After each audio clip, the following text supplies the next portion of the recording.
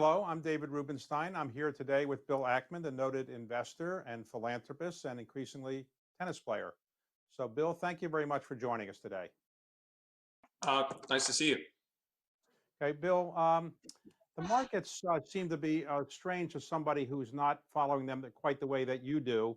The economy seems to be in a recession, a fairly deep recession, yet the market is almost where it was when we started this recession. Can you explain that, why the market seems to be so much higher than the economy is? Sure. So, when people talk about the market, they talk about either the Dow or the S&P 500. And the S&P 500 is a market cap weighted index. And what's interesting or fortunate and unfortunate about the crisis is it affects different companies differently.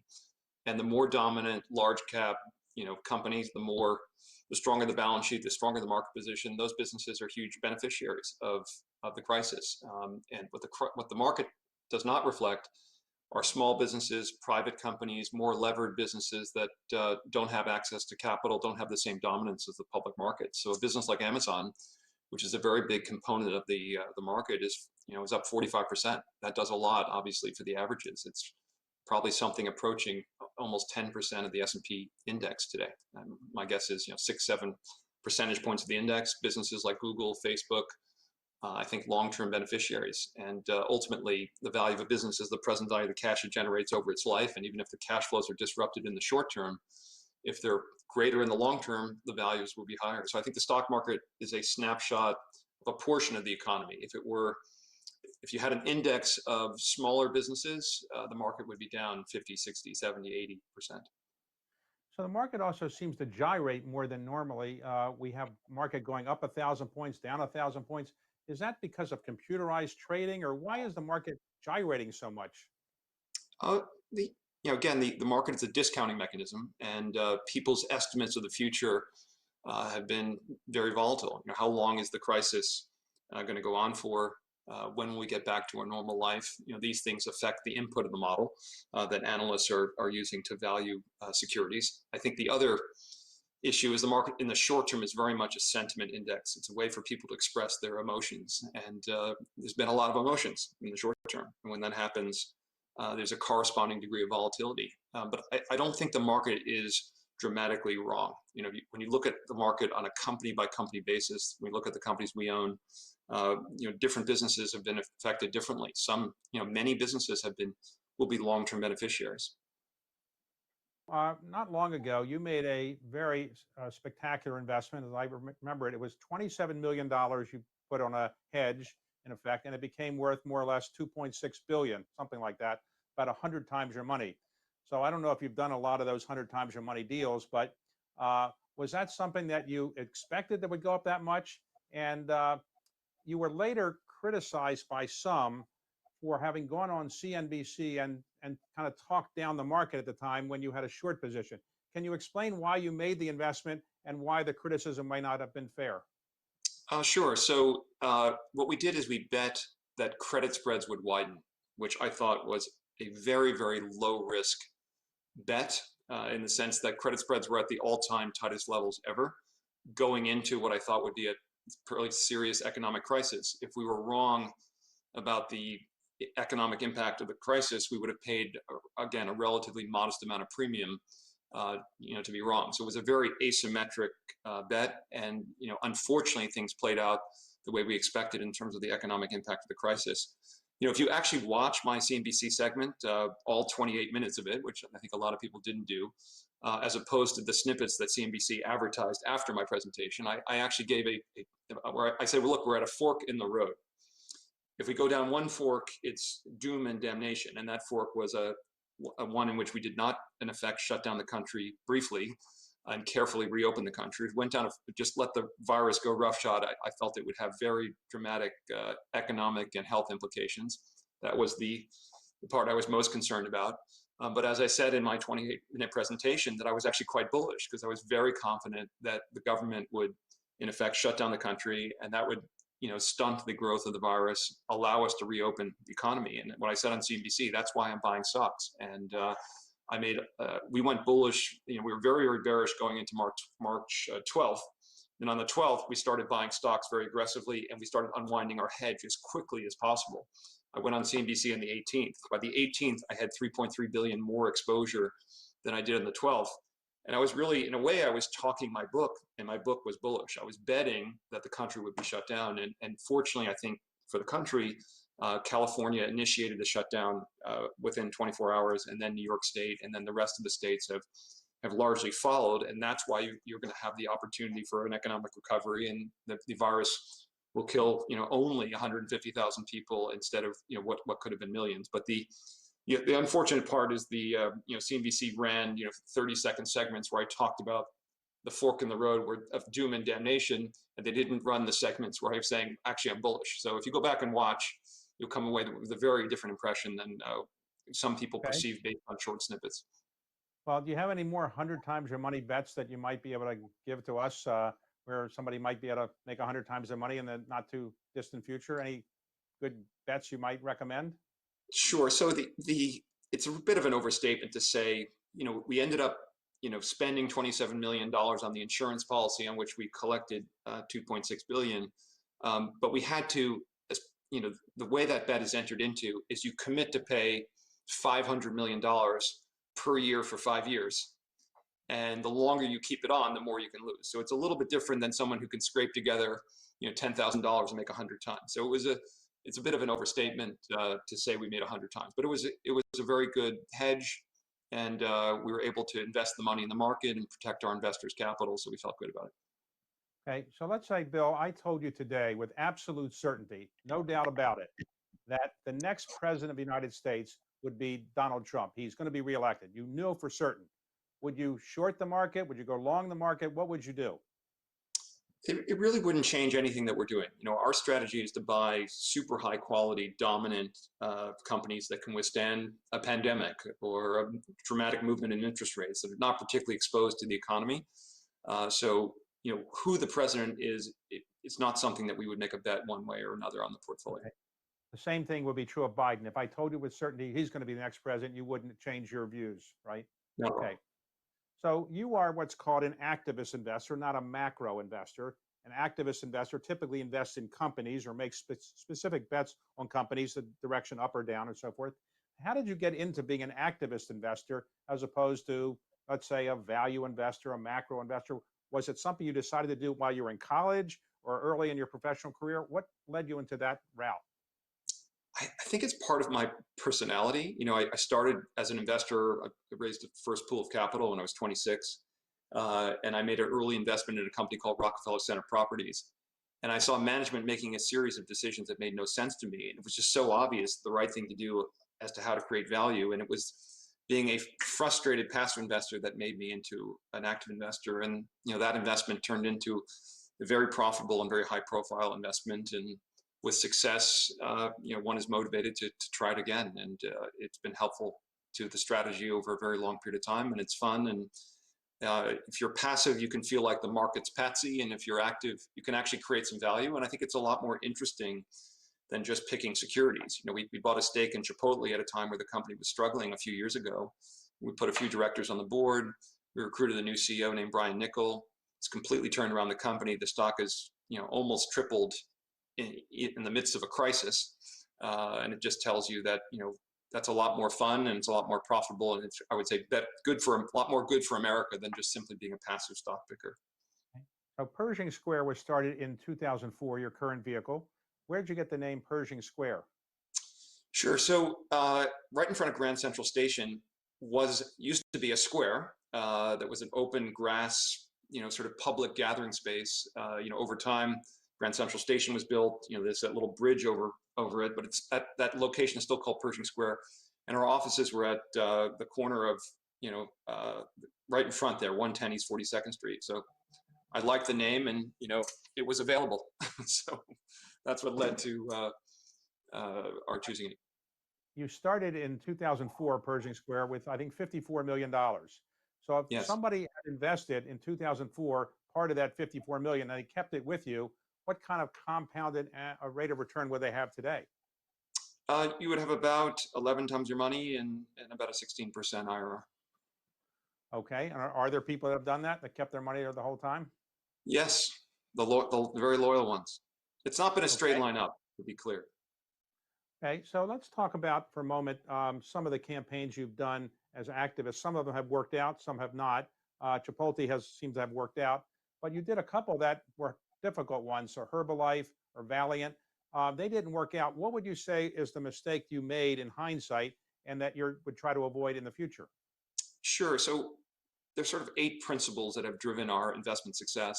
And when we have veered from those 8 principles, we've lost money. And after the 2000, we went through a very difficult period, circa 2015, 2016. The two investments you mentioned were big drivers of that. It was, if you will, experiences making mistakes and learning from them. And it was a moment of reflection for the firm. And I went back to the core principles that have driven our success for the first 12 years. And I had a member of the investment team literally engrave them in a stone tablet, not dissimilar from Moses's 10 Commandments. And I had that stone tablet put in a, what you might call a deal toy. It sits on everyone's desk in the office. And we've adhered to those principles, ever since. And, we've been fortunate to return to the success we had for the first dozen years. So I think it's about keeping to our principles are basically: one, invest in simple, predictable, free cash flow generative, dominant companies with large barriers to entry that earn high returns on capital, that have limited exposure to extrinsic risk we can't control, strong balance sheets, don't need access to capital to survive, have excellent management, good governance. Sounds logical, but occasionally we've diverged, and there's those times. There's a certain discipline that comes with investments, and there always seems to be a countervailing quality that caused us to diverge. But in really each case where we've compromised on business quality or complexity, we've been harmed from an investment standpoint. To be an activist investor, my impression is you have to be a fairly tough person. You can't be a shy, retiring person because people are going to criticize you. So, did you develop a thick skin relatively early? And do you feel okay being confrontational at times, or is that a problem because you're just not your personality? Sure, I'm generally not a confrontational person. I had my one little episode with Carl Icahn on CNBC that had got a fair amount of attention. I didn't actually choose to debate Carl Icahn on television. To the credit of the network, they they brought him on in the middle of an interview like this one, where we both had an opposing point of view. Uh, on an investment, I do think it's a strategy that requires a thick skin, but I think anyone who takes high profile positions, not just on investments, but on any issue, particularly at this moment in history, is going to get slammed by one side of the debate. It's the inherent nature of a divisive country, and fairly strong opinions on both sides. But I've always had the view that if you take a public strong position that you have a lot of conviction in, you're guaranteed, and no one pays attention, then maybe there isn't that much substance to what you have to say. So I guess I take it as favorable, and can also often be instructive to hear the opposing point of view, as long as it's not an ad hominem criticism. I have no objection to someone taking the opposing point of view at all. Let's talk about the economy for a moment. Right now, it seems as if we've borrowed an enormous amount of money to pay for the recession. In effect, the Fed has put up maybe $4 to $6 trillion off its balance sheet. Congress has maybe put up so far 3+ trillion, maybe close to 4 trillion. So, are you worried about the debt having an impact on the economy in terms of the value of the dollar, inflation, or just the size of the debt and our ability to pay it off? Sure. So, if you think about the country as a business, the country has a lot of intrinsic value, a lot of asset value. I would say one of the most valuable assets of the country is the country owns 35% of your income and my income. In a way, you can think about that. That's the current level of taxation, federal taxation. So that's in effect the country owns a 35% stake in your intrinsic value and my intrinsic value as a contributor to the economy, and the country retains the right to change that percentage ownership at its will by in fact changing obviously tax policy. So there is, then of course we have enormous assets, whether they're real estate assets or infrastructure assets, that are. So I think the asset side of the U.S. balance sheet is very, very large. Obviously, you never want to let the liability side of the balance sheet grow too much, and there are a lot of not just debt liabilities we have outstanding, but we have Social Security, the enormous healthcare costs, Medicare, Medicaid, et cetera, that we bear as a country. So it's something that is concerning. We are fortunate finding ourselves in a very low interest rate environment, but it's something to think about and be concerned about. But it's sort of difficult to do the same kind of calculation of the leverage nature of the United States unless you do a proper valuation of the asset side of the balance sheet. So we're in a technical recession. We're technically in a recession, I should say, and fairly deep. But right now, when do you think we're likely to come out of this recession? In the third quarter, fourth quarter, next year? Do you have any views? Yeah, I think we're going to, begin a recovery, certainly by year end. I don't think we'll be back to anything close to a normal economy until probably the second half of 2021. I think if we have an early vaccine, if Pfizer's been talking about a potential distributable vaccine by the fall, that will obviously make an enormous difference. I think if we can reduce the treatment of the virus to, one, a test you can take at home and get an accurate result in 15 minutes, and it's telemedicine to your doctor to get, the doctor to say, okay, you need a prescription for remdesivir in a inhaler format, and you can stay home for 2 weeks and be fine. Those things will make a fairly significant, positive impact. But I think we've had kind of a sloppy closure of the country for the virus, and we're having a bit of a sloppy opening. So I think you're not going to have business confidence return and consumer confidence return until the kind of people feel safe, truly safe. If I had to guess, that's really more like the second half of next year and into the beginnings in Q4 and Q1 and Q2 of next year. You've said sloppy opening. What you mean is there's a lot of cases in Texas and Florida of people getting virus now, and it doesn't seem like it's disappeared. So are you worried that this could, without a vaccine, keep going on through all of 21? I think what will happen is, the healthcare system is getting better and better at treating the virus. So, they're learning when to put people on a ventilator, more importantly, when not to. They're learning which drugs can have a positive effect and learning more about what doses and earlier, when to give the medication. Testing is improving. And I think all of these things are positives and will improve confidence and reduce, kind of risk. Things will be a lot better, I think, in a few months, although you're going to have some states with a lot more cases because people have not been careful, and those states are going to have to moderate economic activity and maybe, go to a mode of protecting more aggressively, people at risk and being more cautious, again, all of things which will temper the economic recovery. But I do see a, kind of gradual improvement in all fronts as the global healthcare system, every medical researcher in the world basically working on solving one problem and a lot of resources going into it. So I think by the fall we'll feel a lot better if we can take death off the table. If we can take severe illness off the table, I think that's certainly possible in this calendar year. People are going to feel a lot better about living and going out and living a more normal life. So if Jay Powell called you tomorrow and said, look, I'm not sure what I should do. Should I do more? And if the Secretary of Treasury, Steve Mnuchin, called you tomorrow, should I pass another bill working with Congress? What would you tell both of them? Would you say we need more help from the Fed, we need more help from Congress, or would you say we've had enough help? Look, I think we have to protect the most vulnerable people economically during this period of time, and I don't know when do these programs precisely run out. You need to design programs. I've heard, and we've made a lot of investments in the restaurant industry, where some of the benefits are at a level where they're better than $15 per hour, sort of the minimum entry points for many private businesses, and it discourages people returning to work. So you need to design them in such a way that you don't reduce economic incentives to return to work, but you have to have them large enough to protect people during one of the more challenging times, particularly for people at the lower end of the economic scale. Now, you mentioned earlier that tech companies seem to have done pretty well. Your firm seems to invest more in, let's say, consumer retail, or at least some of the visible ones are in that area. Are you a tech investor in the sense of investing in tech companies, or is that something you plan to do in the future, or you wish you had done more of? Sure. So look, there are always investments I would rather not have missed. I feel like I could have figured out Amazon, but that's a backward-looking sort of approach. But I don't think Amazon so much as a technology company. In the same way, Starbucks is in a way a technology company. One of its competitive advantages versus the corner coffee shop is its digital ordering and delivery and contactless way of interacting with customers. I think every business is a technology company.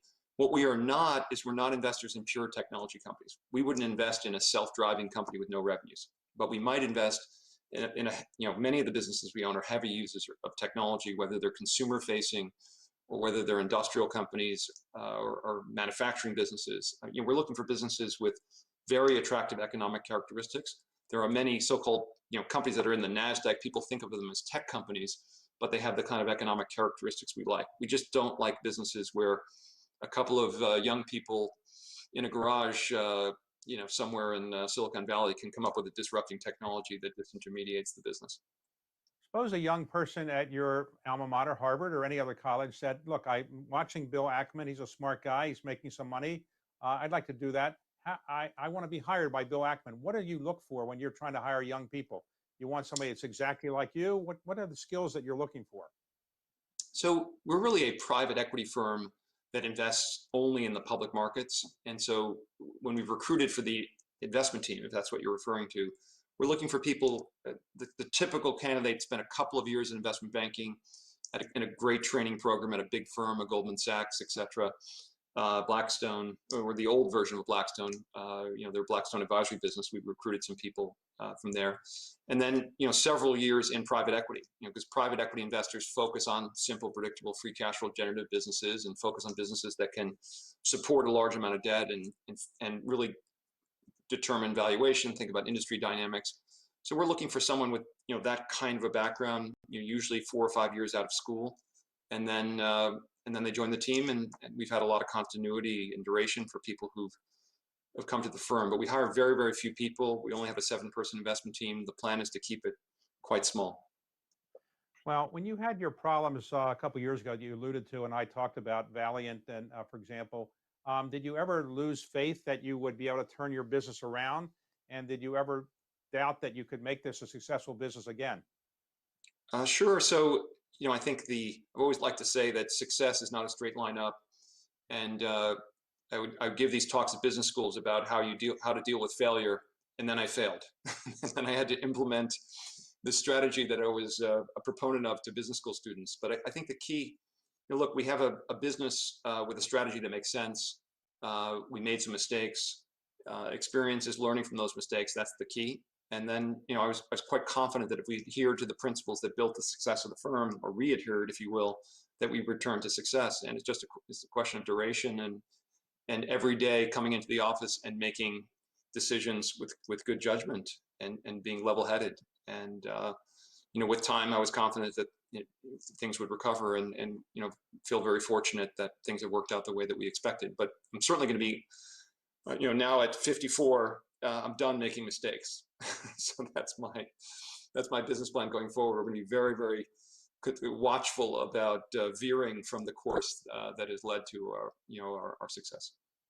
In recent months, you've been running your company, I assume, from your home, I assume. And has that made it more difficult or easier? And what have you learned from this experience? You think you can run the company from your home in the future, just like you're doing it now? We could, but it's far less fun. And that, one of the reasons why we can run the company from our respective homes is that we built a real culture and almost a family-like environment among the people, and a culture of trust and respect. And, we all like each other. But we can succeed doing this because we view it as a temporary solution. I would say, we've been incredibly effective and incredibly productive, working from home. But it's harder to have the separation between your job and your life if I think it's actually very, very helpful to come into an office, and then when you leave it behind you. It's a lot harder. I'm working from if you will, the den where my office is located. My parents' bedroom is, sort of over there. The baby, sometimes I hear her crying in the kitchen, so it's quite beautiful in a way, this moment with, living with my parents for the last almost 4 months, and I have a 13-month-old child. I got remarried relatively recently. I'm very fortunate to have beautiful family, but it works from a temporary standpoint. And I also think it will be easier if I have a day where I need to focus on family, where I can operate from home, and that's true for other employees. So I think we can get to a model that's better than what we had, but it's going to be centered around an office environment. Now, in recent years, you've become a very active philanthropist. You've signed the Giving Pledge. You're involved in the Giving Pledge effort. What are the areas that are your greatest passion in philanthropy? So, I like the inherent leverage of an asymmetric risk reward in business, and I like the same thing in philanthropy. So we've done a lot of investments in what I would describe as early stage businesses that are designed to address social problems.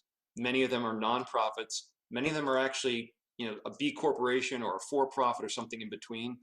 And we've had some Google-like outcomes where we've, bet with an organization very, very early.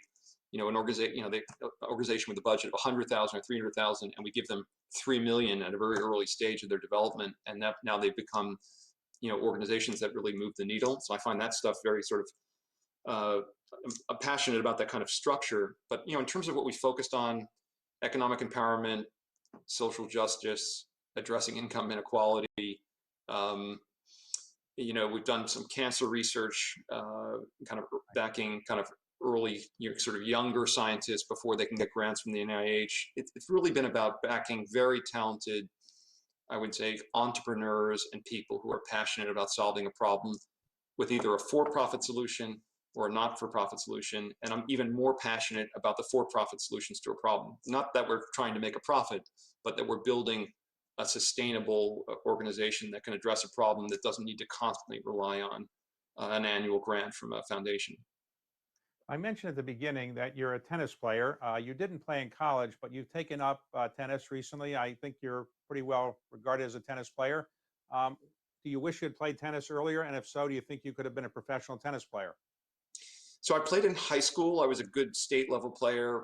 I was told by the Harvard coach that I had a good chance of making the JV, and he told that to about 50 other young people. And there were probably 4 spots on the JV, and the rowing meeting was across the hall. And about 15 minutes into the tennis meeting, when I saw how many people were there, I went across the hall to the rowing meeting. I ended up rowing for 4 years, and it had a profound impact on my life and my ability. Actually, you asked me the question, how do you get through a difficult business period? The answer is it helps to be a rower and endure a severe amount of physical, mental torture, which was a big part of rowing. So I have no regrets. Although the last 15 years I've taken up tennis, and I'm a vastly superior tennis player. I can play a very high level tennis game, much better than I was when I went to college. So I think I had the best of both worlds. Feel very fortunate. So I've told you've played with John McEnroe. Can you beat John McEnroe? He's a little bit older than you, or not quite yet Well, there. I I played with John McEnroe about 12 years ago. I had kind of a funny incident where we were playing doubles, and it was for a charity, and I hit an overhead, and I hit him with the overhead. I can't think on probably twice in my life I've hit someone with an overhead. He spent the entire rest of the match doing his best to hit me back, which really gives you a. And by the way, I have a lot of respect for John McEnroe and his personality. But it was a fun moment. I think it's extremely improbable that I could beat John McEnroe in a singles game, but with an equal partner, I would give him a good run in the doubles. But yeah, one of the greatest players ever, and I'd really enjoy playing with him, and we'd win a few games and hopefully more. All right. Well, I hope you get to play again with him, and I want to thank you for taking time to be with us today. And I hope you can find a couple more or less 100 times your money bets. Though I realize it wasn't quite 100 times your money, but it was pretty successful. Thanks a lot, Bill. Thank you so much, David. Appreciate it.